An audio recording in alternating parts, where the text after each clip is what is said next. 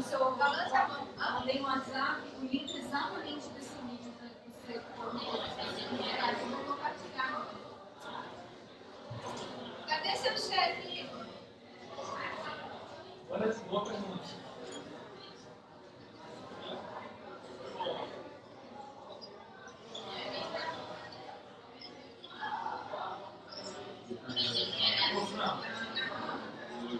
Acho que você botou.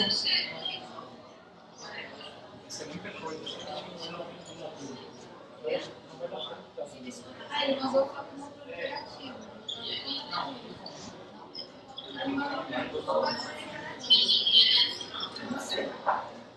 Ele falou que ia falar de edição.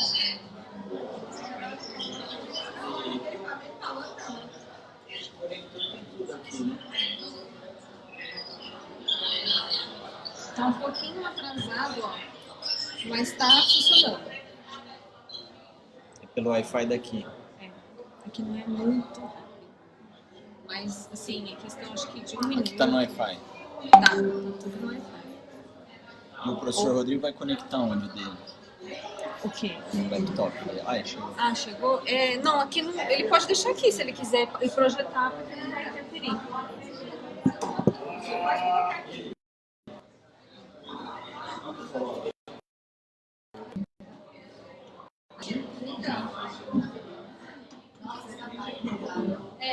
Oi.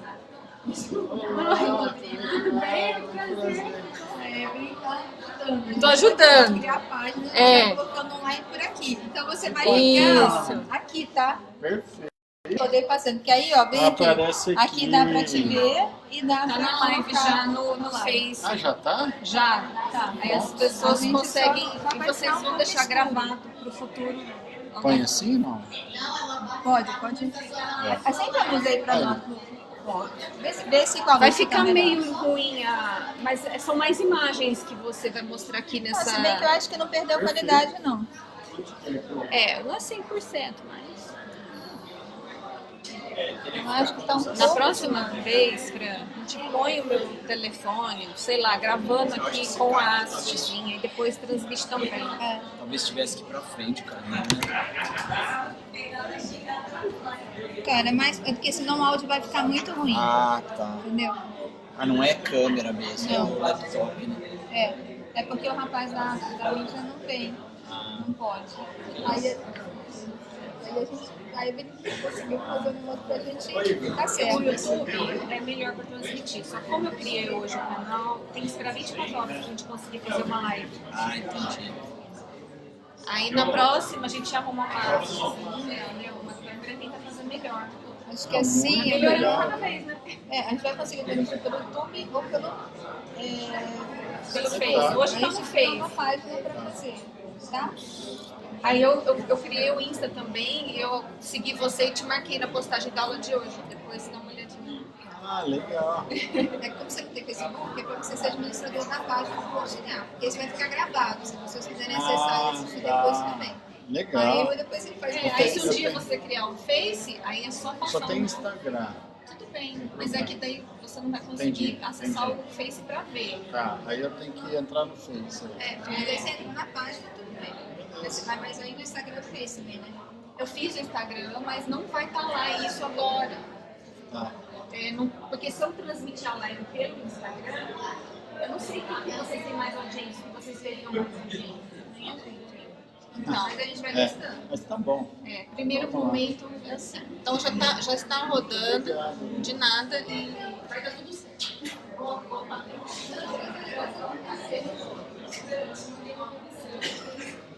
Oi, minha revisão só.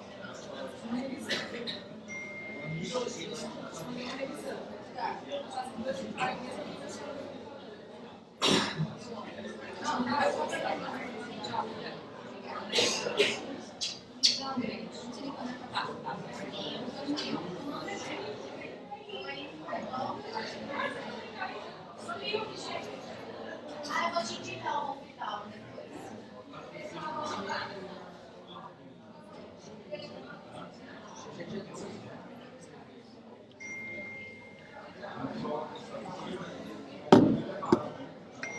Sim, você viu, mas Tava no laser até agora, 7 horas, vim direto pra cá. Perfeito. Aí eu tô só ajeitando umas coisinhas ali pra fazer a parte de teoria, que eu já tinha preparado os casos, né? Eu tô botando só uns tópicos, se der tempo, porque eu acho que o tempo é curto, né? Eu tô tentando ajeitar.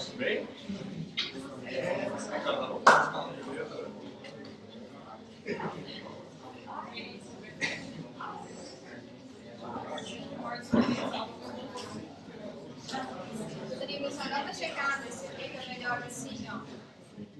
Se você não fica muito escuro. Ah, pode deixar aceso assim. Deixa assim? Tá ótimo. Qual que eu fiz? Tem um nome? Não. Eu dou o link. Ah, não, eu não preciso É, falar nada. retina grama. Tá. Retina Ah, grama. legal. Bom, pessoal, boa noite, desculpa o atraso aí. Agradecer mais uma vez a Francine aí que tem feito de tudo aí pelo sucesso desse curso. E hoje nós vamos falar sobre linfomas do fundo de olho, tá?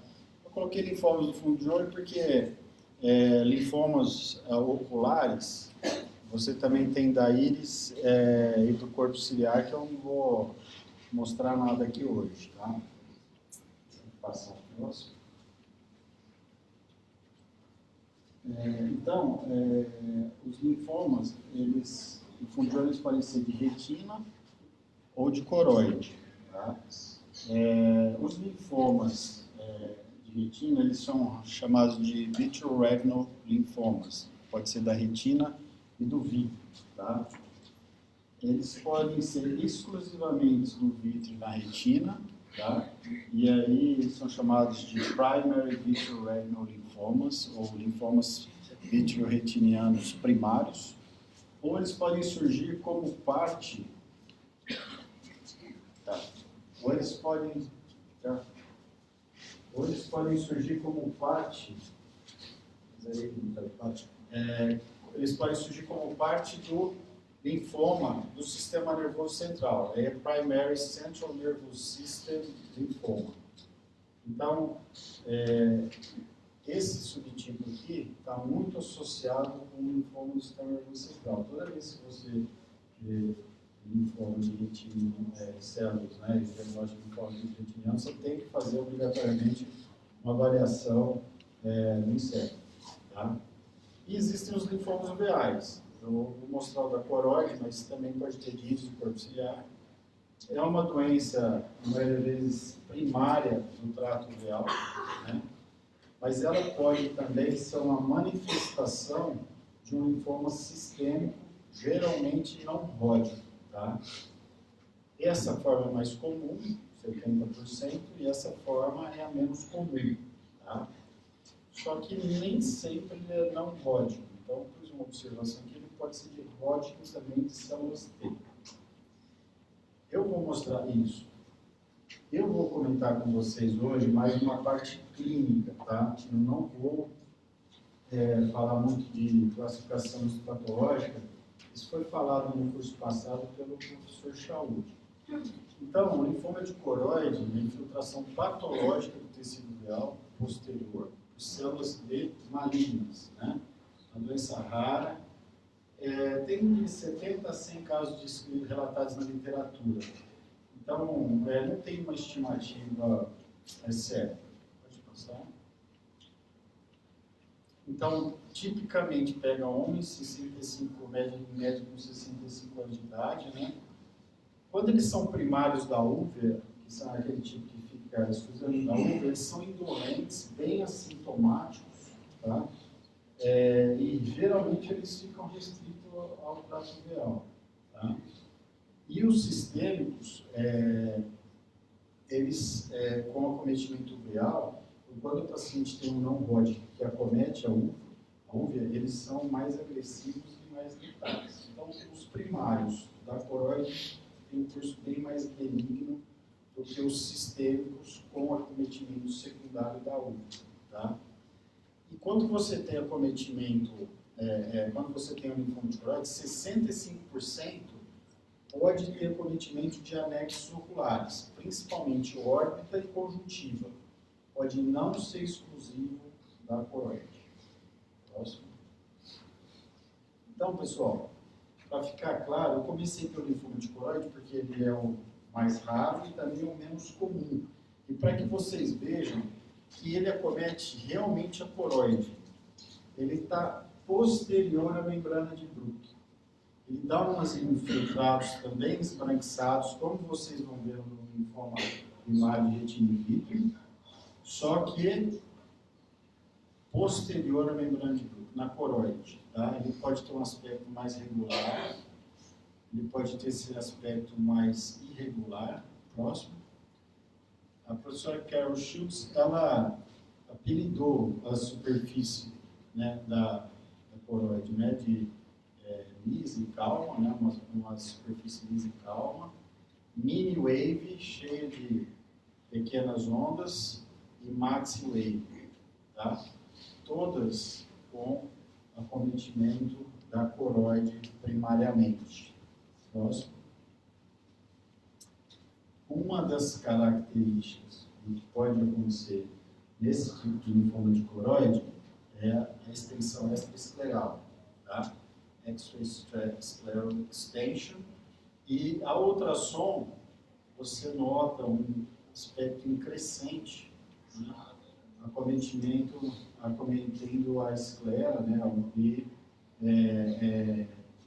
uma complicação relativamente comum do linfoma de coroide. Próximo. Bom, o tratamento do linfoma de coroide, o mais usado é a radioterapia, tá? Em torno de 3.000 centígrados. Você também pode usar o rituximab sistêmico, tá? Essa combinação de quimioterapia. Pode passar o próximo. Então, uma revisão publicada no Ophthalmology pelo grupo do Aaron Singh, né, você vê que a maioria dos pacientes fazem external beam radiation therapy, que é a radioterapia, por feixe externo. Né? Um pequeno grupo faz rituximab, e esse R-CHOP aqui é rituximab, ciclofosfamida, doxorubicina, vincristina e prednisona. Tá? Por isso que tem esse nome R-CHOP, uma quimioterapia sistêmica. Tá bom? Então, esse é o linfoma de coroide. Não pode, em 65 anos de idade, posterior à membrana de Bruch, as alterações cremosas, amareladas, só que no nível da coroide. Tá? Passo o próximo. Os linfomas vitreoretinianos também são raros, né? O subtipo de linfoma primário central que acomete o segmento posterior do globo ocular. Também a maioria deles formado por células B, linfócitos B. Próximo. A epidemiologia é uma doença extremamente rara, 0,048 casos por 100.000 habitantes por ano nos Estados Unidos envolve este tipo de linfoma. Próximo. Me perdoe pelo inglês, mas só falando para vocês, a classificação do World Health, pela classificação da World Health Organization, né, essas alterações, né, a maioria delas são, de acordo com essa classificação, de células B maduras. Próximo. Pode ter célula T, como eu vou mostrar para vocês. Né? Desculpa, aqui é linfomas para características clínicas. Próximo. Então, os principais achados clínicos no linfoma vitreoretina são células vítreas, tá? Alterações do epitélio pigmentado da retina, importantíssimo, infiltrados subretinianos, células na câmara anterior, precipitados ceráticos, como se fosse uma uveíte, e aumento da pressão intraocular, é uma alteração mais rara, mas também pode acontecer. Próximo. Então aqui, vou apagar um pouquinho mais a luz, só para mostrar aqui as fotos agora.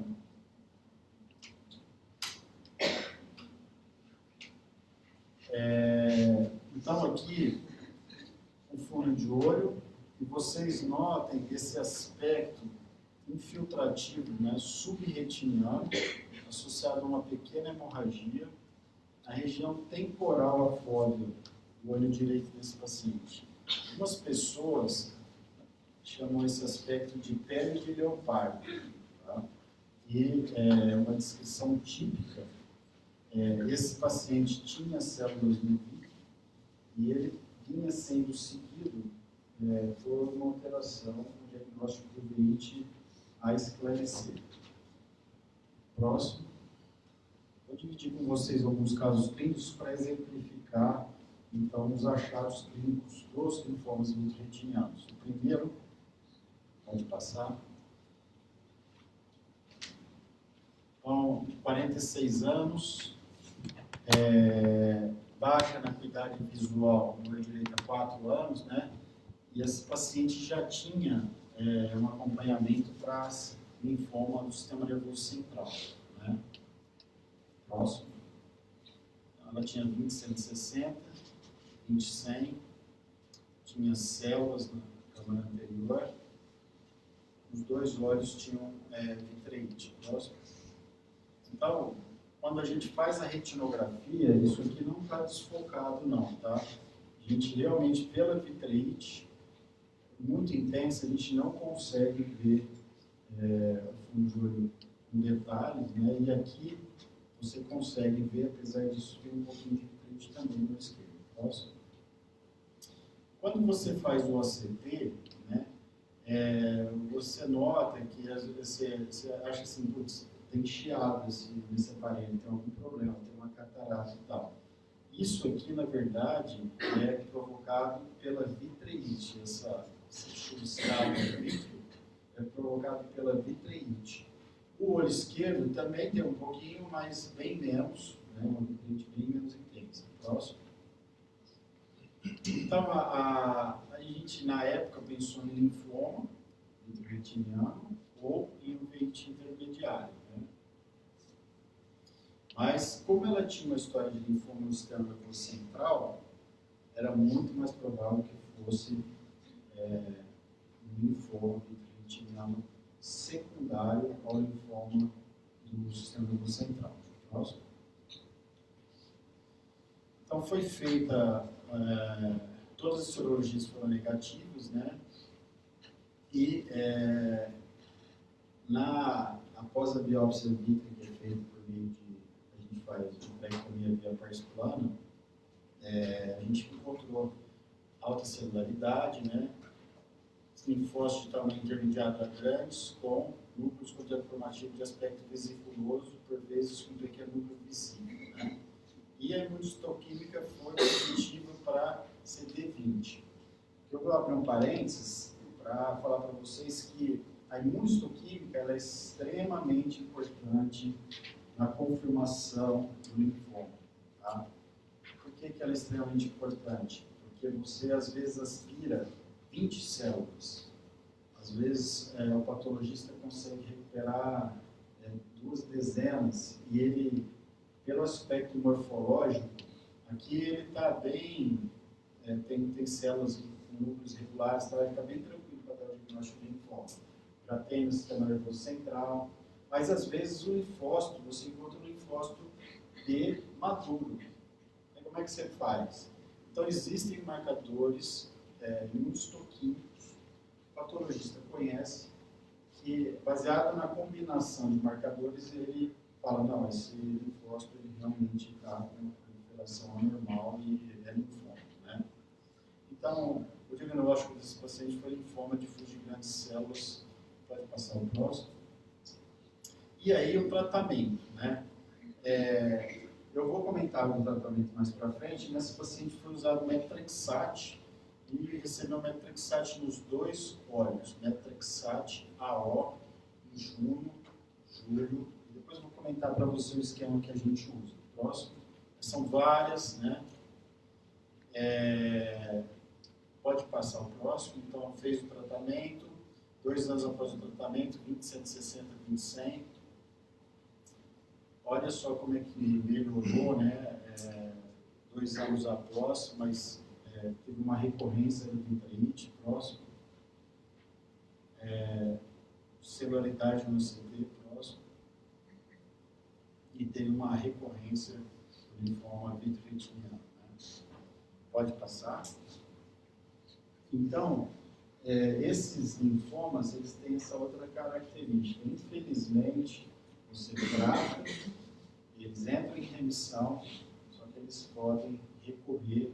E quando eles acometem o sistema nervoso central, vocês viram que a história acabou no meio, né? Na verdade, infelizmente, o paciente veio a falecer. Então, é muito comum a gente não ter um segmento muito grande desses pacientes, porque eles adoecem, não conseguem voltar nos retornos para dar seguimento. Né?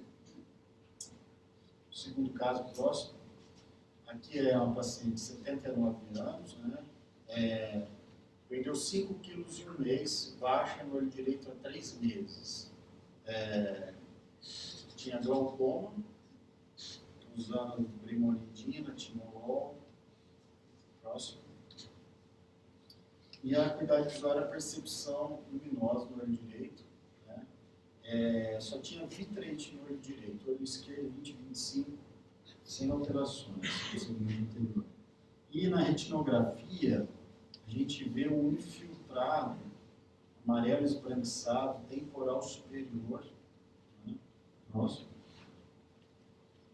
Aqui também aquele aspecto mais na periferia, ó, que lembra aquela primeira foto lá, o aspecto de pele leopardo, próximo. E o olho esquerdo sem alterações. Próximo. Aqui, quando a gente faz a tomografia de coerência óptica, a gente vê claramente que não é um linfoma de coroide. Primeira coisa. Tá? Então vocês têm que sair sabendo daqui, ó. Existe um infiltrado subretiniano. Esse infiltrado subretiniano, ele é típico do linfoma vitreotiniano.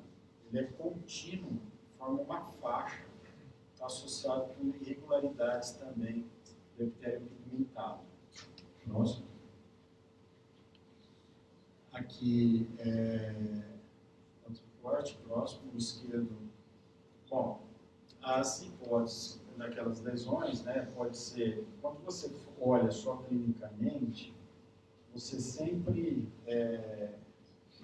fala, tem uma massa subretiniana, pode ser metástase? Pode, mas o aspecto não é tão bem delimitado, pode ser uma uveíte, uma necrose aguda de retina? Pode, só que o aspecto de infiltração não é de necrose aguda de retina, vou comentar com vocês mais para frente. O OCT é, na minha opinião, a ferramenta mais importante para você diferenciar linfoma de retinites virais de poliretinites como a toxoplasmose. Então, nós fizemos uma biópsia vítrea, já planejamos o metrexate. Próximo.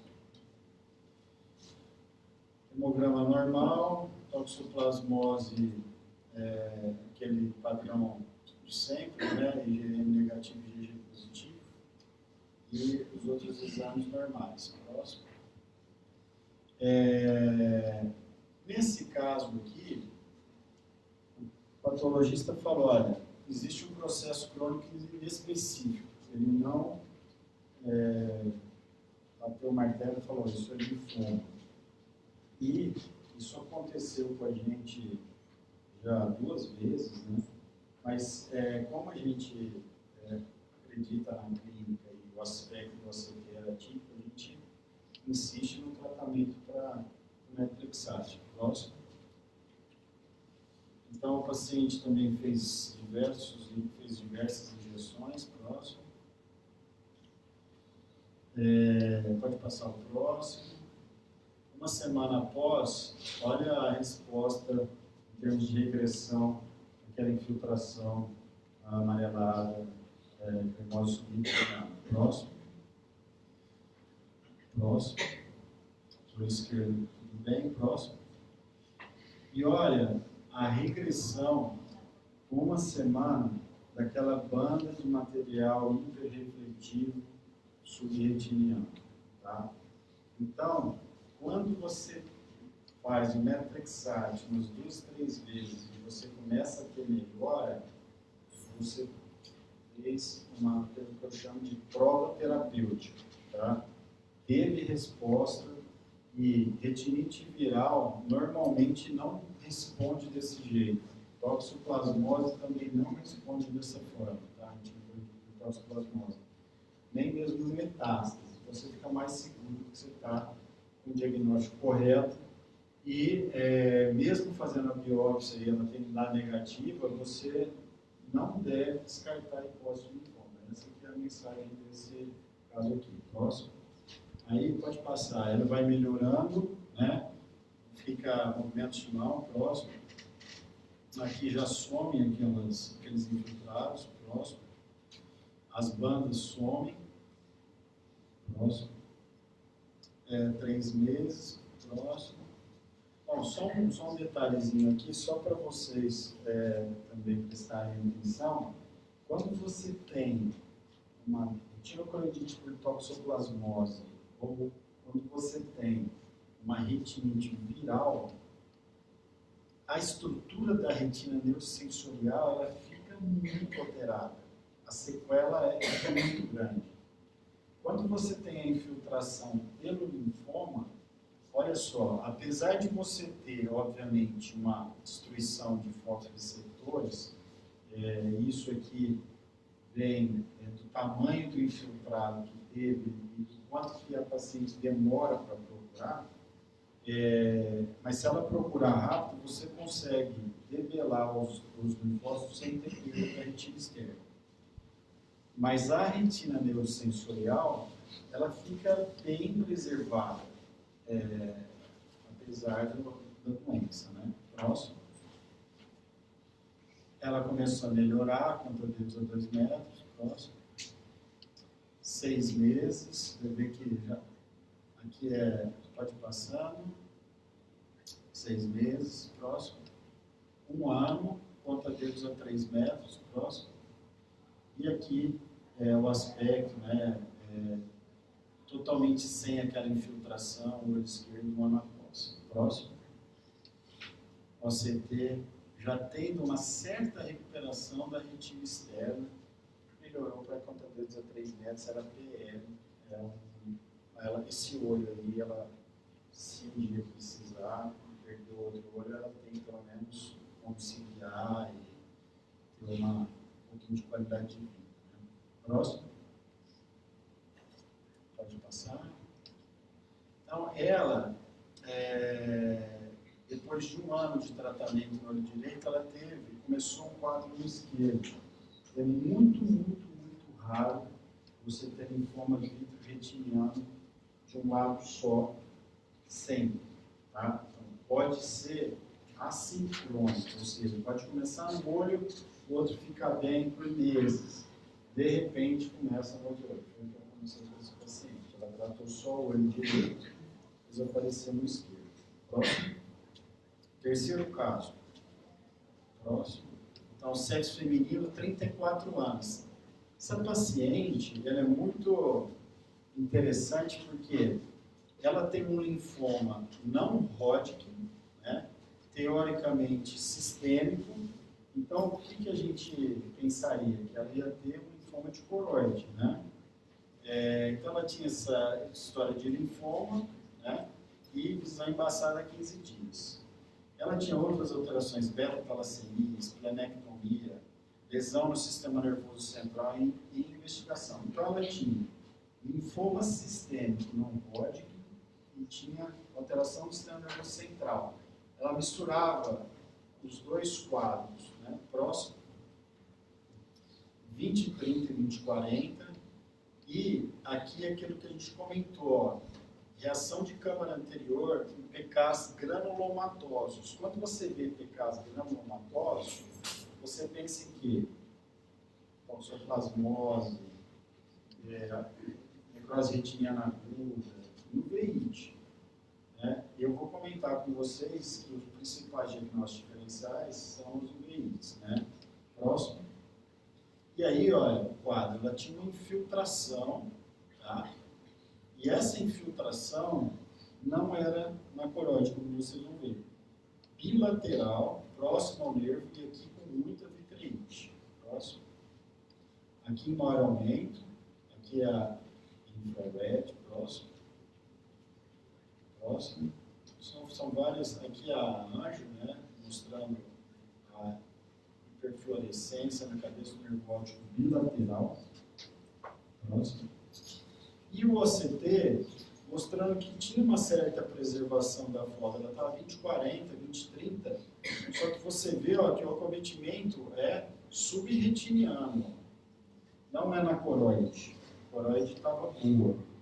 Então, isso não era um linfoma não Hodgkin, daquele tipo que pega o trato viral. Era um linfoma não Hodgkin, tinha pego sistema nervoso central, estava no abdômen e estava pegando a retina. Próximo. Aqui mais uma vez mostrando aqui um pouquinho de preservação e já subia, né, o nervo óptico, essa massa do nervo óptico. Próximo. Fizemos a biópsia e já começamos a injeção de metrexate, pela história do linfoma. E a paciente, depois da biópsia, o que aconteceu? Na verdade, demorou. Aí, quando a gente pega a foto aqui, ela infiltração até maior, né? Pode passar. Foi para 20/100, estava 20/40, 20/30, foi para 20/100. Começou com hipócrita no olho esquerdo, nós começamos a ficar preocupados. Próximo. Foi para 20/100, conta dedos a 2 metros, hipócrita, biópsia vítrea inconclusiva, né? Ficamos aguardando sorologia. Tinha biópsia do estômago, história de lesão do sistema nervoso central. Pode passar o próximo. Aí nós falamos assim, será que isso aqui é uma nefrose aguda? Ficamos meio desesperados e começamos o ganciclovir, né? Próximo. E depois de 4 injeções de methotrexate, e ela não fez muito ganciclovir, começou a limpar. Próximo. O olho esquerdo também melhorou. Aqui é antes e depois no olho direito. Próximo. Aqui é antes e depois no olho esquerdo. Todas as sorologias aqui negativas, líquor, PCR para herpes negativo, CMV negativo, Epstein-Barr negativo. O João Marcelo tem acesso ao PCR do humor aquoso também, não deu nada positivo, ou seja, realmente não era nenhuma necrose aguda, nada que fosse tratado pelo ganciclovir, mas na época a gente resolveu também partir para esse lado, porque a paciente estava melhorando e tinha uma visão muito boa de entrada. Próximo. Último caso. Pode passar. 74 anos, sexo masculino, tratando já para linfoma, né? E tinha um linfoma T de pelve e abdômen. Tá? Próximo. Idade visual 0,5, 20/40, movimentos de mãos. PKs novamente. E mais uma vez, ó, vitreite, tá? Importante. Próximo. Vitreite também no olho esquerdo. Pode passar. E aqui para mostrar para vocês que a biópsia ela confirmou os achados do diagnóstico da pelve, né? Volta só um pouquinho, assim. Então, esse caso, pode voltar mais um pouco. Pode voltar. Olha que interessante. Só mais um. Ó, pelve, abdômen e tórax. Linfoma T, ângulo monoplástico. Então, nem sempre os linfomas que estão o linfoma vítreo retiniano, que dá vitreite e tal, ele fica exclusivo do sistema nervoso central. Às vezes dá essa misturada, tá? E nem sempre esses linfomas sistêmicos, principalmente do abdômen, eles ficam restritos ao coroide. Nesse caso, tinha uma vitreite típica, tá? Começou a ser tratado também com methotrexate e teve uma evolução. Então, a gente tem um estereótipo de 2 tipos de linfoma, que teoricamente é da coroide e outro da retina do vítreo, mas às vezes existe uma intersecção aí e nem sempre é respeitado essa divisão por linfoma não Hodgkin ou os linfomas sistêmicos geralmente vão ficar só na coroide e os linfomas vitreotinianos vão pegar exclusivamente o sistema nervoso central. Próximo. Pode pôr para frente. E aí, pode passar? Com relação ao diagnóstico, então é importante, pode passar, que o diagnóstico definitivo, é importante dizer que o diagnóstico definitivo é a biópsia, tá? Então, aqui é a biópsia daquela paciente, né? Então, celularidade moderada, células atípicas com núcleo e contornos irregulares, né? Infelizmente, a gente não tem aqui um maior aumento para mostrar isso. E, mais uma vez, a imunistoquímica, tá? Para corroborar o diagnóstico, marcadores específicos agora para linfócitos T. Próximo. Bom, o diagnóstico diferencial, os principais são as síndromes mascaradas. Eu vou dar uma passeada rápida sobre esse assunto, pode passar. Então, as síndromes mascaradas são condições nosológicas incomuns, né, de origem não neoplásica ou neoplásica que simulam veítes, pela presença de células intraoculares. Como esses linfomas, a característica deles é a celularidade, tanto na câmara anterior, mas mais comum no vítreo, as uveites e essas condições de síndrome mascaradas, elas entram no diagnóstico diferencial. Pode passar. Só para vocês saberem, um descolamento de retina parece uma coisa simples. Você fala, nossa, mas como é que vai simular uma uveite? Ele dá células no vítreo, tá? Que é chamado tobacco dust, os pigmentos no vítreo anterior, que quando, se o oftalmologista não dilatar a pupila e ver o descolamento, se for um descolamento muito periférico, eu já vi vários pacientes chegarem usando o Maxidex, falar que ele está com uma uveíte, e que, na verdade, o paciente tinha um rasgo periférico, começando a ter um descolamento de retina, e não era uveíte, tá? Corpo extraintraocular às vezes entra, fica alojado, o paciente não tem nada na hora, depois também pode simular uma uveíte. Síndrome da dispersão pigmentar, retinose pigmentar também pode dar célula no vítreo, pode passar. As paraneoplásicas, nós vamos ter aula sobre isso. Tem a retinopatia associada ao câncer, associada ao melanoma, síndrome da dispersão pigmentar, que o pessoal do glaucoma conhece bem. Retinose pigmentar, pode passar. Desculpa, volta um pouquinho. As paraneoplásicas são essas, pode passar o próximo. Repetindo aqui. A San Francine tem um caso muito interessante de bilateral difuso uveal nanocyte proliferation, no IDAP também. É uma síndrome paraneoplásica que está associada com celularidade vítreo. E as neoplásicas. Então, o linfoma vitreotiniano, ele simula veíte. Tá? Então, esse ponto que é o principal, né? A retinoblastoma também pode dar células na câmara anterior, de forma difusa. Leucemias também podem dar células na câmara anterior. O chanto granuloma juvenil também pode dar uma alteração na íris que cursa com inflamação da câmara anterior. Próximo. Então, existem vários trabalhos na literatura, né, de linfoma mascarando como veíte anterior, né? Pode passar. Então, isso aqui é uma córnea com abaulamento da íris, alguns PKs, neovasos de íris, né? quando você faz a biópsia, você vê uma infiltração linfomatosa, tanto aqui como aqui, ó, na íris como na coroide, né?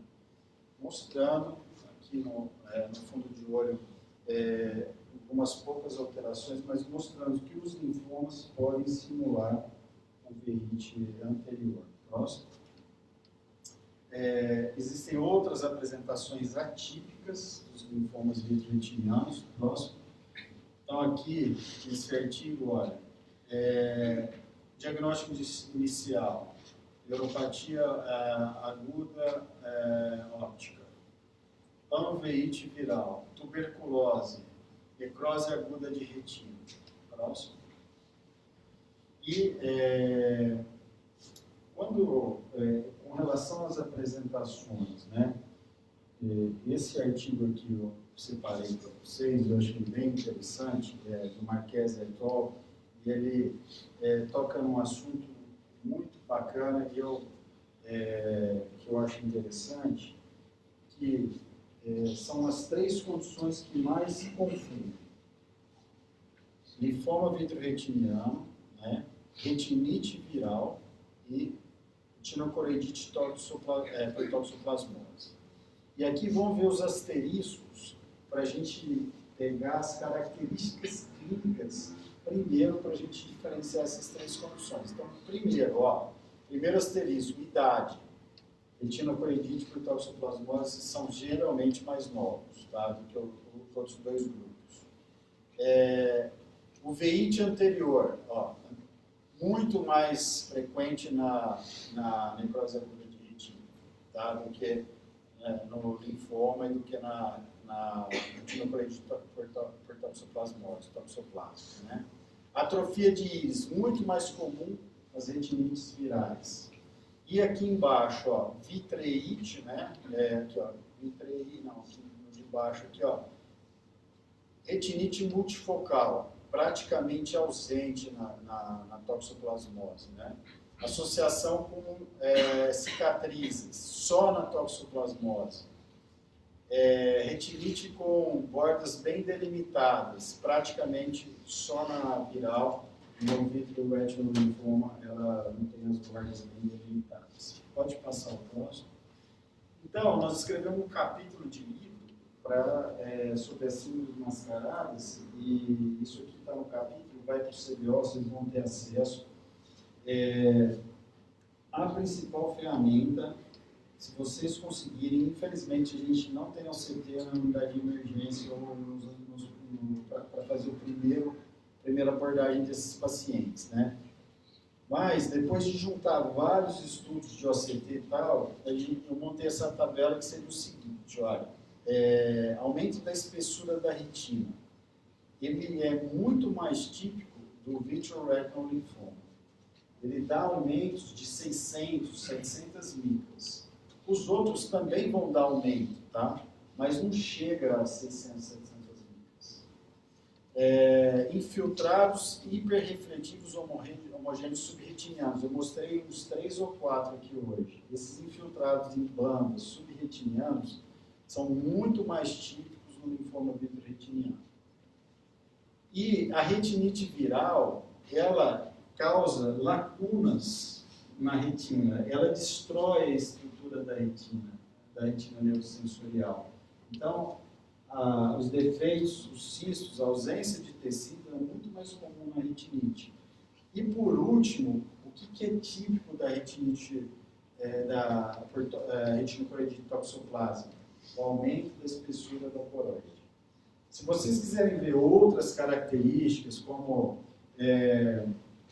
hialoide cabeluda e outras descrições, o grupo do Fernando Orestes, de Belo Horizonte, ele descreveu minuciosamente os achados na toxoplasmose aguda. Vale a pena vocês verem. Pode passar o próximo. Mas o que eu queria que vocês realmente levassem para casa é esse aspecto aqui, tá? Então, irregularidade do epitério pigmentado, tá? Ele é irregular, todo irregular. Focos hiperrefletivos no vítreo posterior, tá? E esse infiltrado em banda, em faixa, subretiniano, homogêneo, tá? Infiltrados hiperrefletivos, homogêneos, subretinianos e focos hiperrefletivos no vídeo posterior. Mas esse infiltrado aqui, ó, essa faixa aqui, ó, isso aqui é muito típico do linfoma. Por que eu não acho que isso aqui seja uma retinocoroidite? Ó, não tem aumento da espessura da coroide, ó. Coroidezinha fina, tá? Aqui também está fina. Por que eu acho que isso não é uma retinite viral, quando eu olho com uma CTDs? Olha aqui a retina neurosensorial, ó. Bonitinha. Muito difícil, entendeu? Então, quando você olha clinicamente, dá muita dúvida. E, graças a Deus, hoje a gente tem outra ferramenta para poder ajudar no diagnóstico diferencial. Próximo. O tratamento, ele requer uma equipe multidisciplinar, né? Principalmente essa figura aqui, né? Que é o patologista. Então, ele dando o diagnóstico, né? Você fica mais tranquilo e não só no diagnóstico, porque você vai fazer a biópsia do vítreo, mas o diagnóstico às vezes tem um gânglio, às vezes tem alguma coisa na órbita, e é extremamente importante que ele esteja atento para preservar o material e saber fazer a endostoquímica. Próximo. O tratamento que horas são?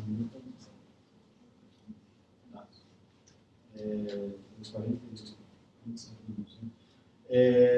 Então, só para terminar aqui o tratamento, tá? Quando tem envolvimento sistêmico no linfoma vitreotiniano, é Primary Central Nervous System Lymphoma. Aí, você tem que fazer, tem a doença no cérebro, você tem que fazer radioterapia de encéfalo, que é o Whole Brain Radiotherapy. Tem que fazer radioterapia no encéfalo. Quimioterapia, e hoje existe quimioterapia mais transplante autólogo de células-tronco. Tá? Você zera a do paciente, separa antes células saudáveis e depois você injeta novamente essas células e você, com isso, tenta não selecionar, obviamente, de injetar células cancerígenas. Né? Próximo. Quando você tem o quadro apenas ocular, você pode fazer uma radioterapia, obviamente não focada no encéfalo, mas no olho, né? Apesar de ser 30 centigraus, você, mesmo assim, pode ter retinopatia da radiação. Por isso, né, aqui está errado, viu, pessoal? Aqui é 400, viu? Você foi 440. Por isso que o pessoal, no século passado, no final do século passado, começou já, tem uma publicação do Archives, me fugiu o nome agora, começou a, vou mostrar, usar o metotrexate. Então, o metotrexate começou a ser injetado intravítrea e, mais recentemente, o pulido, um dos primeiros a publicar o uso do rituximab, que eu mostrei para vocês, pode ser usado de forma sistêmica, também dentro da cavidade vítreo nessa dosagem, tá? Miligramas 0,1 ml. Próximo. Então, ó, Fishburne, foi esse aqui. Em 97, ele publicou o sistema, tá? E como ele fazia para tratar o metotrexate. Então, todo mundo pergunta, quantas injeções você faz? Ó, esse aqui é o paper original, mas tem muita variação. Tem gente que faz só metade disso, tem gente que faz até ter remissão e depois para. O artigo original, ele fala em quase 20 aplicações. Tá? Primeiro, uma fase de indução de 400 microgramas, twice weekly, 2 vezes em cada semana, até o vítreo limpar. Isso geralmente é 1 mês. Se ele faz 2 a cada twice weekly, ele faz 8, né? Já deu 8, vai contando. Aí, This dose has been calculated, um regime semanal por mais um mês. Então, depois mais 4, é 12. Depois ele faz monthly por um ano. Então, dando 12 mais 12, 24. Então, ele faz 24 aplicações de methotrexate para controlar. Esse é um dos esquemas, tá? Podia ficar aqui mostrando um monte de esquema aí, tem pelo menos uns 10 papers a respeito disso. Próximo. E aqui é só para mostrar para vocês, olha aqui, ó, nesse trabalho aqui que foi publicado no British Journal, ele fez um trabalho retrospectivo, olha só, em relação ao rituximab, que aí é pior ainda, tá? Que aí não tem esquema nenhum. Ó, dosing frequency, single treatment, 2 pacientes, weekly, 2 weekly, monthly, 6 weekly, cada 6 semanas. Então, com relação ao rituximab, aí a padronização. E o que fica com relação a isso? Que realmente depende muito da experiência e do feeling do oftalmologista que está cuidando, ele sentir que aquilo entrou em remissão. Mas ainda não tem um estudo controlado, e não sei se vai ter, pela raridade dessa doença, né? E pelo fato também de você não poder ficar brincando. Eu vou fazer o seguinte, eu vou pegar um grupo e vou dar weekly. Esse aqui eu vou dar monthly. E aí o monthly começa a piorar, está com linfoma, você não vai... Entendeu? Então, é difícil. Não tem uma padronização. Esse é o recado do Intravic. E aqui é o Pulido, que é um dos caras que começou com o rituximab, ele faz esse esquema aqui que eu achei interessante para trazer para vocês, né? Quando envolve um olho apenas, você faz a vitrectomia e faz a terapia local, como a gente fez em todos os casos aí, faz o metrexate ou o rituximab, né? O rituximab ou o metrexate. Eu sempre falo em clinical trial, essa parte aqui eu teria tirado, mas sempre tem um clinical trial nos Estados Unidos para câncer, né? Se tiver um relapse no mesmo olho, você continua com a terapia local. Se você tiver um relapse, uma recorrência no outro olho, aí você vem para o B. Quando é bilateral, aí você faz o tratamento intraocular, mas aí você considera, né, terapia sistêmica. Aí tem tudo aquilo lá, quimioterapia, autólogo, stem cell transplantation, que é o transplante de células autólogas.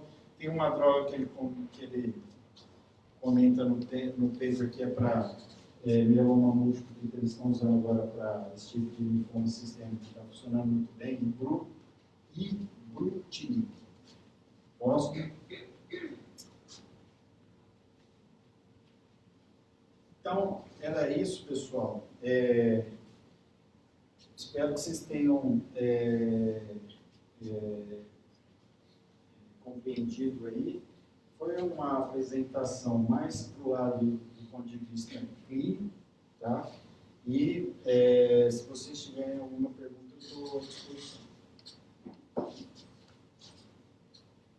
Uma dúvida? Marco Fugosa. A dúvida tem várias, né? Um termo bem específico, né? Mas essa parte de radiação, ela é feita também com placa ou é só feixe externo? Só feixe externo. O problema da placa aqui, a placa geralmente ela é utilizada para tumores mais sólidos, né? Não que isso não seja tumores sólidos, mas bem localizados. Ela tem um raio de ação, depende do raio isótopo. Então, se você usar a placa de rutênio, você tem uma profundidade de 6 milímetros, mais ou menos, máximo. Se você usar a placa de ouro, você tem uma profundidade de 10 milímetros. Mas o olho, quanto é que tem um olho? Quanto é que tem um olho de 25 milímetros? 25 milímetros, entendeu? Então, você nunca, se estivesse salvando toda a cavidade vítrea, você nunca vai conseguir pegar, entendeu? Não adianta, você põe placa do lado, a célula vítrea do outro. Então, a não ser que você tenha um infiltrado muito específico, remanescente, mas geralmente a radioterapia por feixe externo mesmo. A gente tem um marido da Lígia, o Gustavo Viane, da Lígia do Glaucoma. Ele veio de Marília, muito assim, estudioso e tal. E ele que faz os cálculos, e ele está fazendo doses bem fracionadas para esse tipo de... Porque não é um tumor que é muito pouco responsivo, ele responde bem à radioterapia, sabe? No passado usava muito, mas eu particularmente não gosto mais do... Assim, o rituximab é caro, para te falar a verdade, eu nunca usei, porque... eu não sei, mas uma ampola de rituximab é umas 3 aí, assim, uns 2 aí, um pouquinho mais caro. Você sabe os votos que é uma ampola?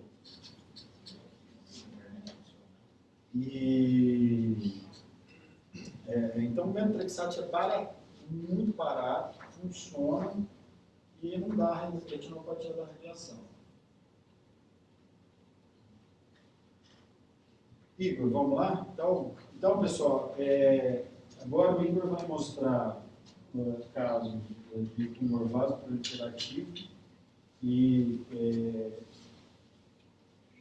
perífero exudativo retinal.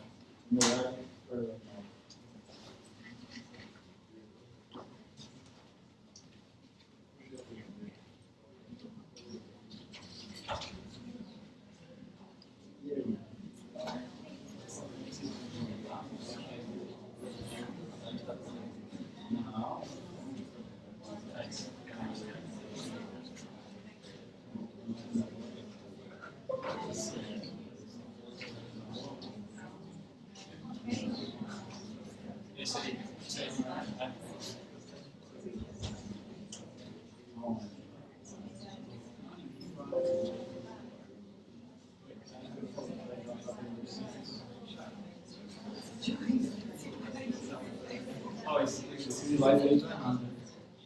Vou apresentar 50 slides.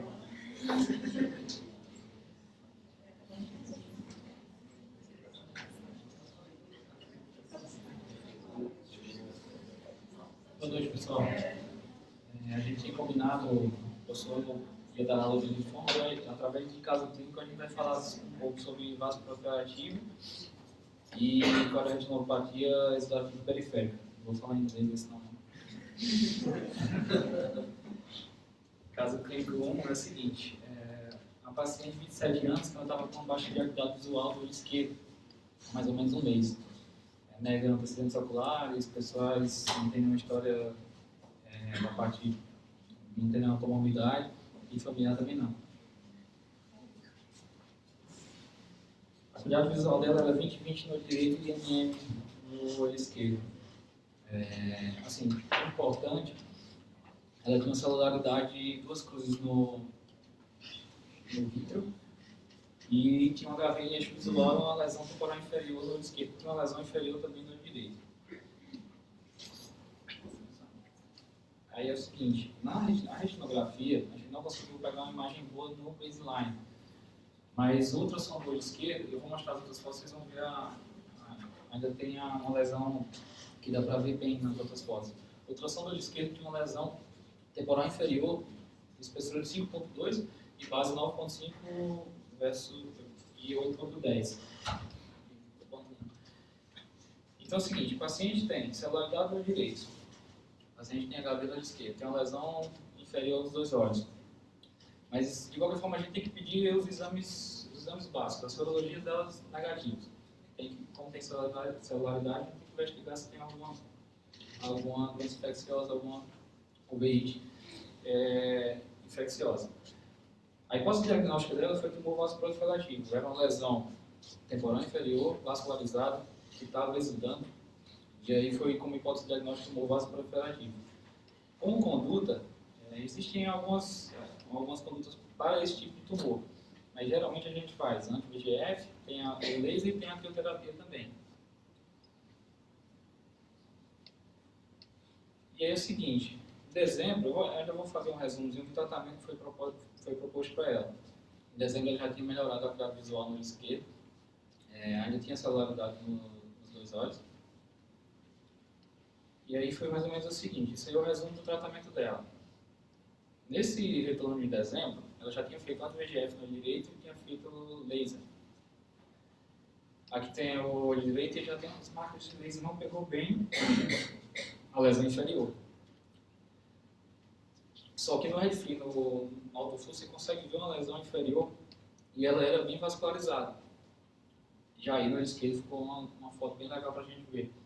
Você viu a lesão inferior elevada, vascularizada, com exudação. Essa exudação que já está vindo para o polo posterior. E aí, e aqui é o RFI e o autofluxo também mostrando essa lesão. E os resultados subretinianos. Na verdade. E aí, não, pode passar. Você tem o olho direito normal, o olho esquerdo também normal.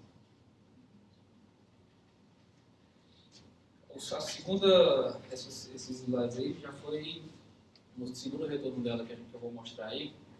Esse em vermelho ela fez anti-VEGF em janeiro, fevereiro no olho esquerdo e fez crioterapia em janeiro no olho direito.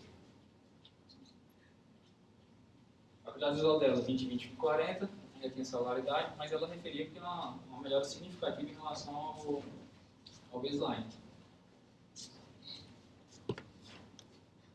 Esse é o CT do olho direito, 24 dias após a crio. Tem um espaço hiporrefletivo no CT, seria um edema que é comum, né, professor? Assim, em pacientes que depois que fazem crio é comum acontecer isso. O olho esquerdo ainda está com Mas não é do crio não, é do tumor. Não, porque pode ser do tumor, mas também na crio pode acontecer isso também. E vai acontecer também no outro olho também depois. Em março, ela fez laser e fez crioterapia no olho esquerdo. E aí, em agosto de 2019, foi a última evolução que a gente pegou para fazer um comparativo. A visão dela, no começo do olho esquerdo, era MM, ela estava com hemorragia vítrea. No olho direito manteve. É tanto que assim, era uma lesão que inferior, mas era uma lesão que não estava exudando tanto. O olho esquerdo exudou, deu hemorragia, e comparado ao baseline, teve uma evolução muito boa. E aí, o olho direito, na última evolução que a gente fez, e o olho esquerdo. Isso aí a gente vai ver, tem o polo posterior, o nervo, e a gente vê inferior as marcas de crioterapia. E aqui eu fiz o comparativo. O olho esquerdo ficou bem legal da gente ver que tem o antes e depois aí. O antes com a lesão elevada, exudativa, e agora depois o olho bem calmo, bem tranquilo, com a cicatriz da crio.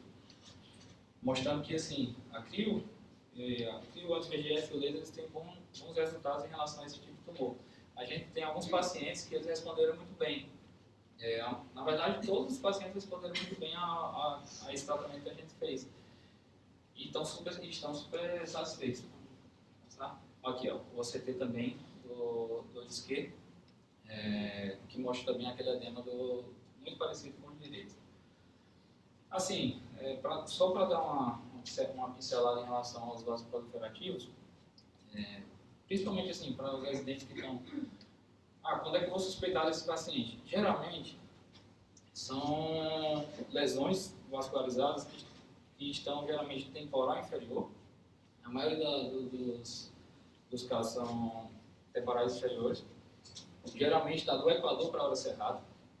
A média de espessura dessas lesões, quando a gente vê pelo ultrassom, é mais ou menos entre 2 e 3 milímetros. Então, assim, porque muitos desses casos, eles são encaminhados, quem não tem tanta experiência, são encaminhados, por exemplo, melanoma, principalmente é o que todo mundo tem medo. Então, assim, você tem que sempre observar as características clínicas delas, as características do ultrassom também, que o melanoma tem outras características, como módulo capa, como fazer o ecográfico, escavação de coróide, essas coisas, que geralmente não tem um tumor vasoproliferativo. E aqui é muito importante, essa paciente ela tem um veito intermediário, e as principais causas que estão relacionadas ao tumor vasoproliferativo o veito intermediário, retinose pigmentar, eles também falam de CODES e falam também de pacientes com descolamento de retina prévia e de retinopatia da prematuridade também. Mas assim, principalmente, a gente tem alguns casos, os principais que a gente tem são os pacientes que têm leite intermediário e retinose pigmentar. Aqui é do próprio artigo. São algumas lesões que eles mostraram, porque ele separou entre as lesões primárias e as lesões secundárias. Mas, se você ver uma lesão vascularizada, exudativa, que dá descolamento de retina, que dá baixa de visão, então assim, para fixar, e essas fotos vocês observaram nesses pacientes que tem história de retinose pigmentar, vasculanite, mas às vezes também pode dar sem nenhuma outra doença de base. E aqui outro aspecto, de olho, tem o lado cantinho ali de paciente que teve descolamento de retina, e esse aqui embaixo o paciente que teve retinopatia da prematuridade. Tinha que ter a foto cajadeira, né? Esse é o único prédio da cidade, é a igreja.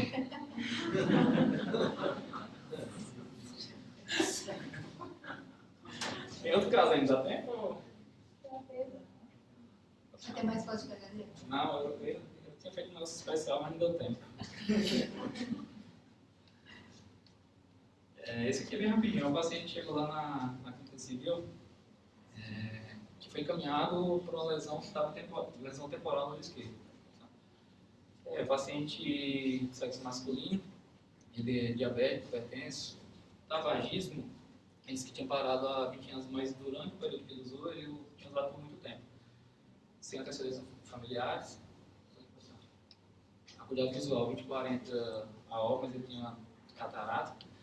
E nos dois olhos ele tinha tortuosidade vascular e no olho esquerdo tinha uma lesão vascularizada temporal com hemorragia associada a ela. Tinha atrofia e hemorragia. E aí, mais uma vez, a gente fica com... tem uma lesão maligna aí, uma lesão benigna, mas assim, a gente ficou com o diagnóstico de corioretinopatia exudativa periférica.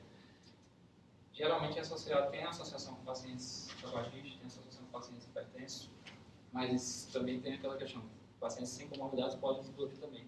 Geralmente é uma lesão periférica, vascularizada também. Isso é depois da observação. Foi a observação. Ele vê, porque essa aqui ficou melhor. E cadê a outra que tem hemorragia? Não, porque ele só tinha o head free. Aí a gente decidiu para observar, não é uma lesão maligna, uma lesão benigna, só que tem algumas complicações também, como descolamento de retina, como da própria exudação da lesão. O OCT dele estava bem. E o ultrassom não tinha agulcapa, que é uma coisa que a gente observa que a gente observa no paciente com melanoma, base 3x3 e espessura 1.1, lesão pequena. Ficou como essa hipótese e a gente decidiu observar. Ele está bem, o paciente voltou agora segunda-feira. A lesão típica era aquela primeira, que tinha uma hemorragia e uma hemorragia branca ao redor. É porque não tinha a retinografia dele, né? Não, mas a Red Free depois é do segmento, aí não está muito típica, né? Ficou só a alteração do EPR, mas ele tinha um descolamento interno pigmentado com hemorragia esbranquiçada ao redor, assim. Tem umas fotos aí que... Era um artigo da Shields também que fala dessa corioretinopatia. Geralmente é um paciente, é uma lesão geralmente temporal, pode ter hemorragia sub-EPR, como o professor falou, geralmente próximo ao cerrado também, pode ter hemorragia vítrea, pode ter hiperplasia de EPR. O dele tinha hemorragia, tinha alteração da EPR. Geralmente são pessoas caucasianas ali, ó. De 146 pacientes, 99% caucasianos, mulheres caucasianas. E a média de idade de 80 anos de idade. Então, assim, você observa, só que o paciente era masculino, mas assim, geralmente, é mulher, caucasiana, uma idade já idosa. E aqui são as lesões. Geralmente é uma lesão temporal, isso aqui tem uma hemorragia sub-EPR, tem relação também em alguns casos que fala pacientes que usam anticoagulante, que usam antiagregante, que pode ter relação também com essa hemorragia sub-EPR, sub-retinal. tem outra forma. E da hipertensão, tem totalidade vascular, tem um fator de risco para isso também. Tentaram levantar uma associação com ginkgo biloba também, né? É já cicatrizado, né? É só isso.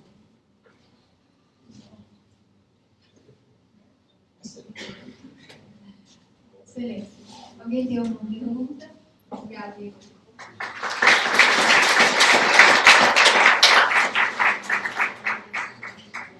Obrigada, se você puder responder as perguntas.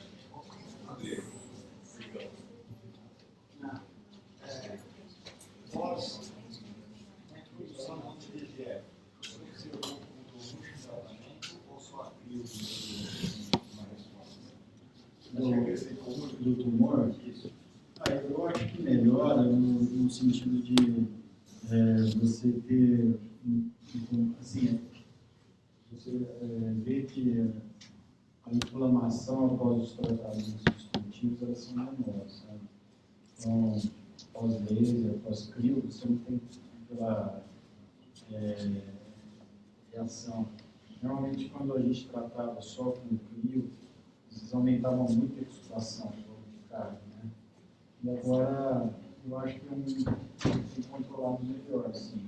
Eu gosto de terapia combinada, se associar ao laser ou crio com um anti-VEGF.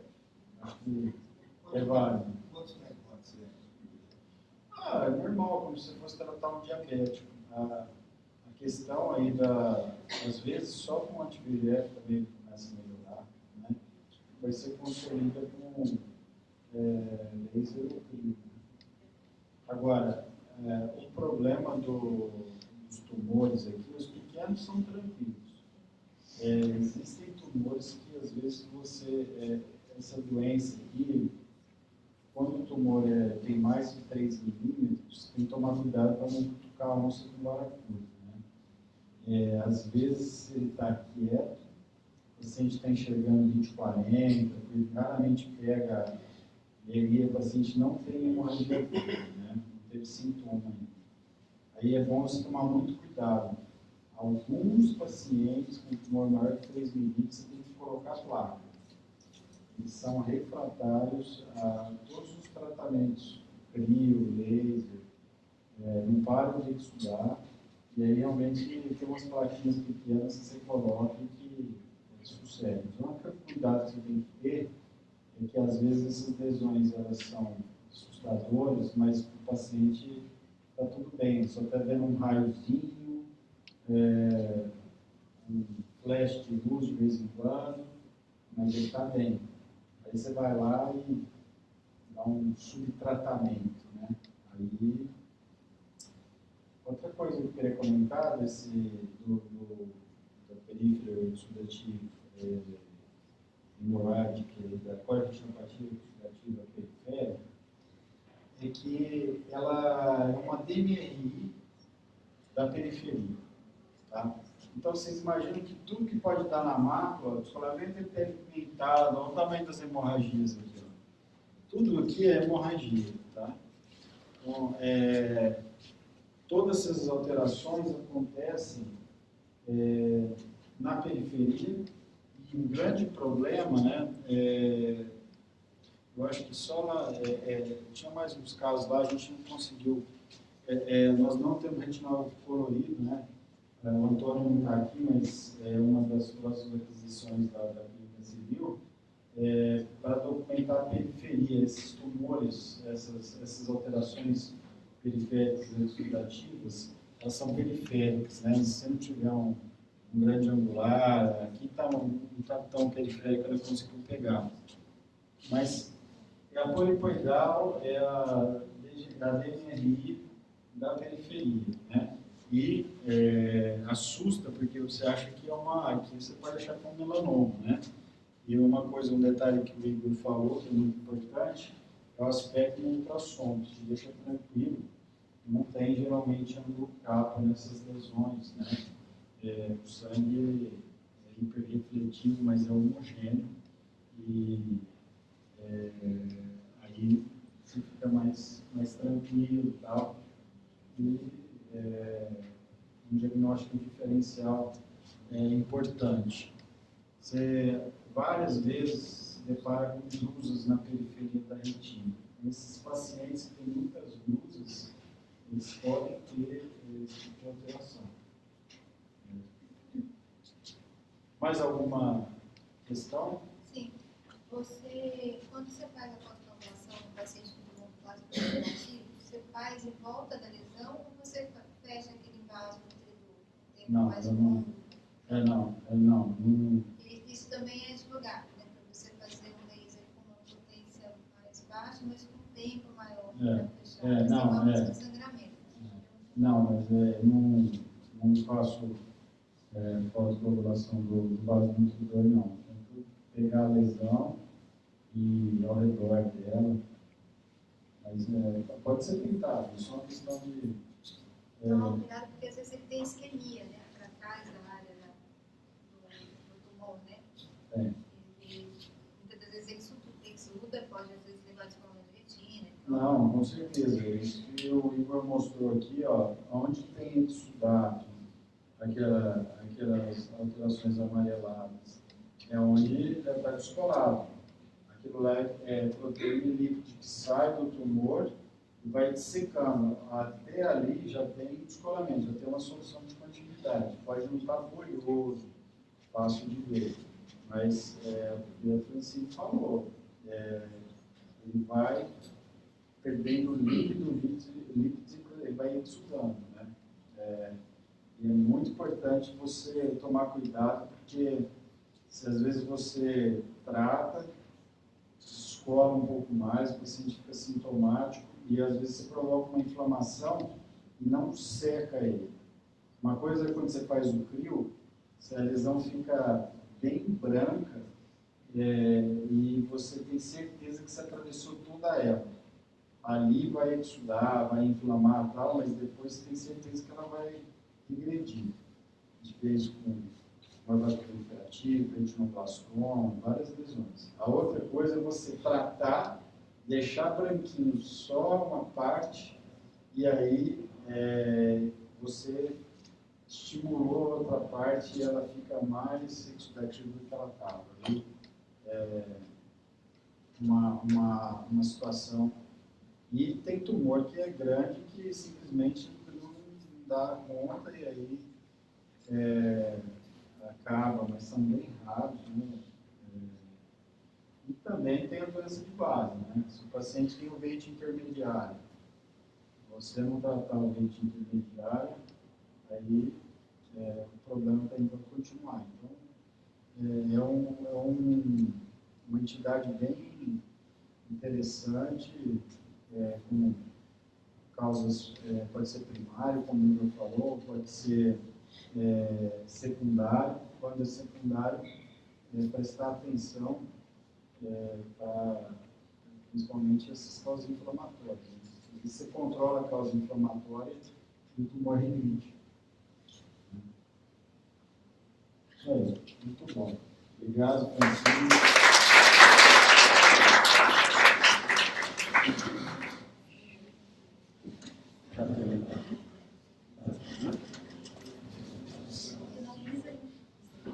Tá passando aqui? Vou falar aqui. Então, tá bom. Pessoal, então até semana que vem. Muito obrigado pela atenção. Como é que desliga aqui? Semana que vem? Semana que vem, quinta-feira, 19h30, doutora Francine com toda a equipe de audiovisual estará aqui novamente.